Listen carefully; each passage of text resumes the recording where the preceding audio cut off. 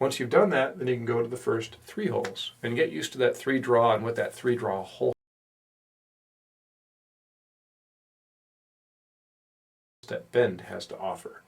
That's a good challenging note to play in tune. First 3 holes.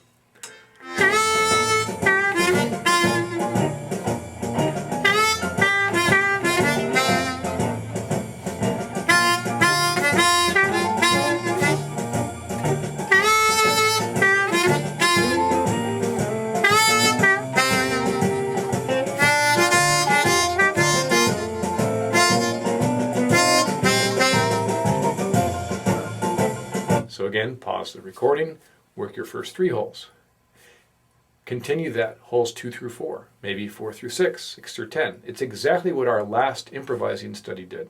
Improvising study number 8 was taking a look at how to work on what we call soloing blocks. So this is a perfect example of that.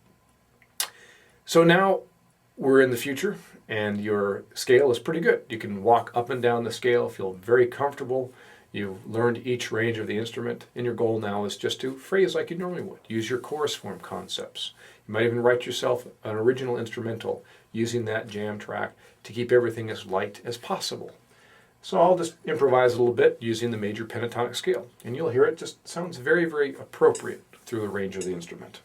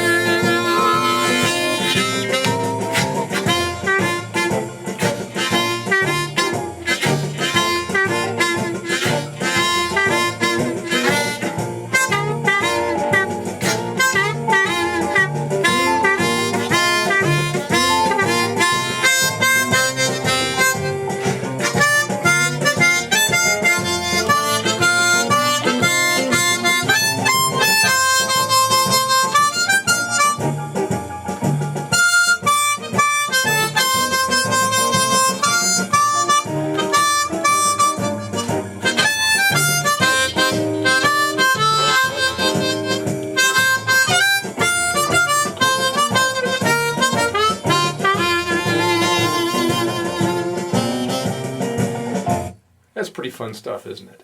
So I'm moving around. I'm literally rewriting my licks as I'm playing.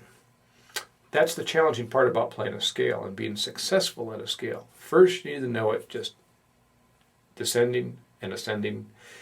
Get really, really comfortable with moving the range of each portion of that scale. Then the goal is to make it inspired sounding. I'll start on the 2 draw, ba ba ba ba, and I might normally go to a 3 draw half step bend, and I need to have enough forethought. It's that third person looking down saying, "Whoop, you're about to go to 3. Make sure you play 3 draw whole step bend, not half step, because half step is bluesy and it's not in this scale." So I'll go. I don't want that. I might go. Playing that 3 draw whole step bend, 2 draw. So I'm always have that third person looking down a little bit to be able to stop me before I might possibly hit something that's bluesy. And that's the big challenge. And it will take a long time to be able to do this, but take bite-sized pieces, right? That's the important thing, to take bite-sized pieces and focus on trying to play something inspired. Make sure you're using chorus forms. That's one of the most important things.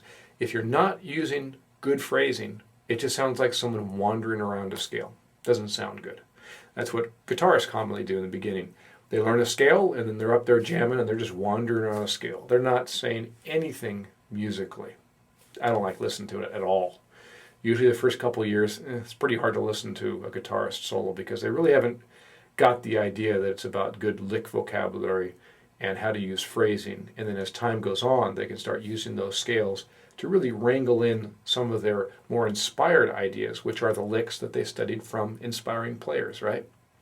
So your homework on this basically is to really get to know that major pentatonic scale and all of its ranges, and then to focus on certain ranges kind of idea of like soloing blocks, focusing on a certain range or focus notes, right? And play with good phrasing. And most likely you're going to be on the major pentatonic scale for about a month's time, really getting to know it very, very well.